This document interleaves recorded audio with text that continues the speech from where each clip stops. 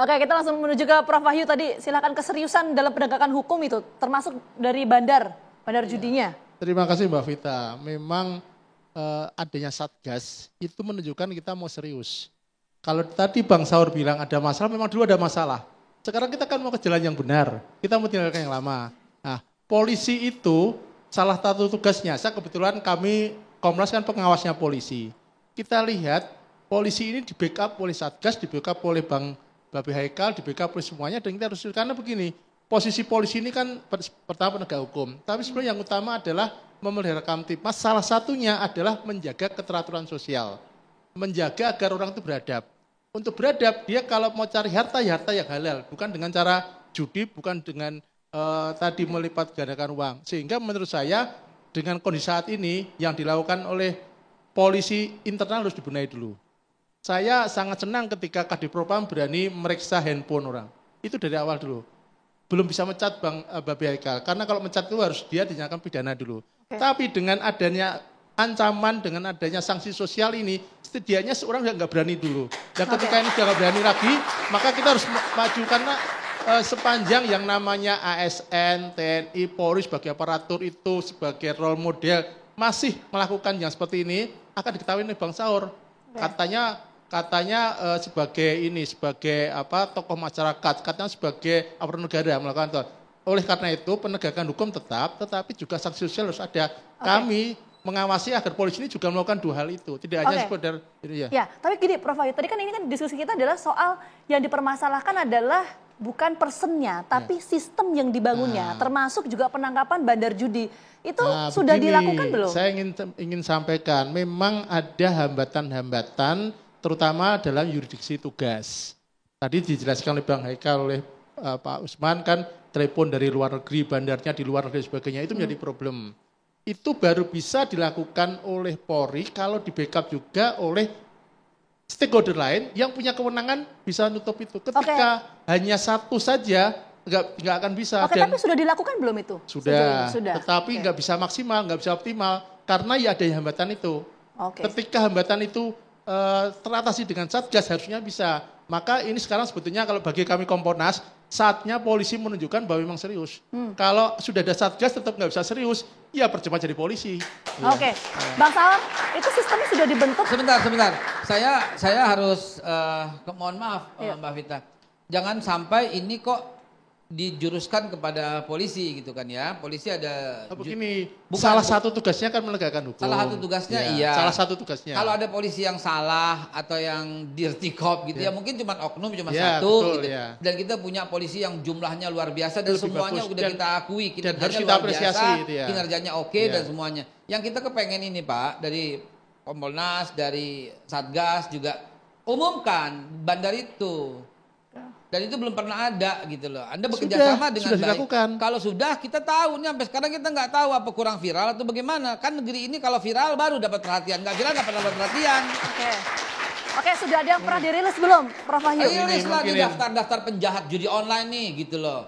Ini daftar penjahatnya gitu loh. Ini mesti ditangkap, mesti diberesin ini orang gitu. Lalu kemudian kenapa susahnya Pak bikin peraturan bahwa yang kedapatan melakukan judi online dari nomor itu, entah nomor istrinya, nomor keluarganya, nomor apanya, bukan cuma mendapat sanksi sosial, pecat sebagai PSN, pecat TSN, pecat sebagai Polri, pecat gitu loh Pak.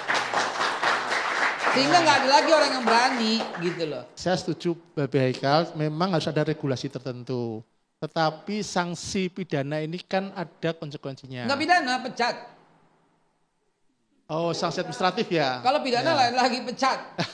Pecat. Ya, ini ide yang radikal, tetapi saya kira perlu ada. Pak Tito, Mendagri, Pak Tito coba Pak Tito bahas di Kementerian Dalam Negeri, pecat tuh para ASN yang terlibat dalam judi online. Ya, Bang Saur tadi belum terjawab pertanyaan saya soal bandar judi ya, fokusnya soal bandar judi. Karena tema kita memang sudah darurat, betul Prof. Saya kira kalau misalnya gini loh, karena sudah dideklarasikan oleh Pak Kapolri kan, Pak Sigit kan, kalau ketahuan Polri kan jelas dalam konteks undang-undang kita, judi online itu adalah pidana. Maksud saya kalau sudah terbukti, karena memang dalam darurat, segera dipecat, tetapi lakukan money laundering, dan dia jerat dia supaya dia semiskin-miskinnya. Kalau tidak itu yang kita bilang, pecat dulu. pecat dulu Pak. Iya. Ya pecat dulu baru proses pidana. Kalau ternyata nggak terbukti nggak apa-apa, tapi dia sudah dipecat, tapi nggak dapat proses pidana nggak apa-apa, mungkin rendah. Tapi pecat dulu baru proses pidana. Ya memang itu ide yang bagus, tetapi kan aturan nggak boleh kita tabrak seenaknya. Ada proses untuk mencat itu kan ada prosesnya, tetapi saya melihat keseriusan Polri itu sudah nampak dengan adanya apel pagi, dicek handphonenya dan sebagainya. Lagi-lagi mohon maaf. Polri sangat serius Pak. Ya. Sistem kita yang belum. Dan ini juga, nih kalau belum ada peraturan teman-teman yang Anda yang terlibat dalam pinjaman online, saya kasih satu tips, 1 menit. Kalau dia mulai kasar, tunggu, diamin sampai data Anda, foto Anda disebar. ITE, Undang-Undang ITE. Kalau data Anda disebar, Anda berhak menuntut 4 sampai 8 miliar. Kalau dia nggak bayar, dia masuk penjara 8 atau 10 tahun. Oke. Ya, kita... Jangan bayar. Ya. Jangan bayar sampai data Anda disebar kalau dia mulai kasar. Dan itulah senjata yang paling mantap untuk Anda lakukan. Oke, Bang Haikal, sebentar.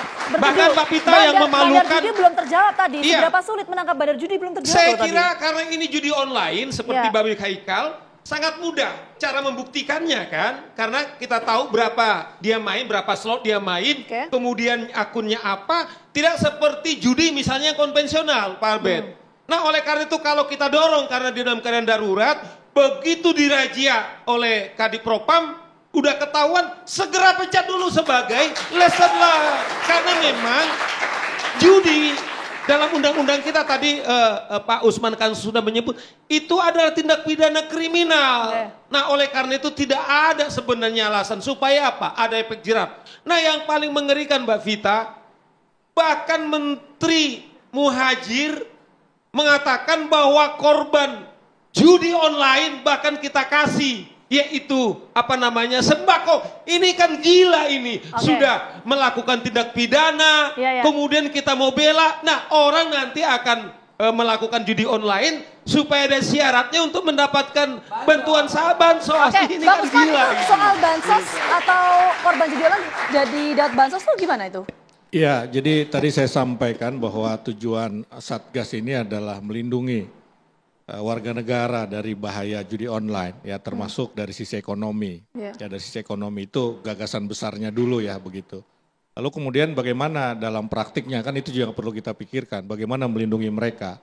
Ya tentu melalui edukasi, tetapi yang konkretnya seperti apa? Ya mungkin itulah sampai Pak Muhajir menyampaikan bahwa kita akan memberikan bansos, tentu kalau dia sudah memenuhi syarat-syarat. Ya misalnya dia jatuh miskin sampai pada kategori yang bisa masuk penerima bantuan sosial begitu ya. Nah tentu ini masih gagasan juga, ya masih gagasan. Dan perdebatannya itu kan pemain judi online ini korban atau pelaku kan begitu. Ya tentu ini jadi perdebatan walaupun dari sisi hukum jelas dia adalah pelaku pidana. Tapi kan kalau kita lihat konteks, Pak Kabar Eskrim mengatakan 3,2 juta orang ditangkap, ini teman-teman ini yang tadi bersaksi tadi itu apa iya mau kita tangkap? Ya, mau kita tangkap. TV One juga bisa punya persoalan loh dengan ini. Kalau kita memang betul-betul ya. Nah di situ ada wise ya. Sama seperti ini Bang Saur, narkoba. Ini kan ada yang kita perlakukan sebagai korban, ada yang kita perlakukan sebagai pelaku. Yang korban kita rehabilitasi, yang pelaku itulah yang kita tangkap begitu loh. Nah kira-kira seperti itu semangatnya ya. Ini masih gagasan sekali lagi dan kita juga tetap dong berpedoman pada aturan perundang-undangan bahwa pelaku judi online itu ya sekecil apapun dia main, dia itu pelanggaran pidana kan. Tentu kita lihat itu, tapi juga kita harus lihat kondisi di lapangan. Oke, jadi itu masih gagasan ya. Nanti kita bahas Cuma lebih lengkap menurut soal pelaku saya judi online dapat bansos, tapi kita jeda dulu Iya. ya. Kami kembali hadir saat lagi untuk Anda.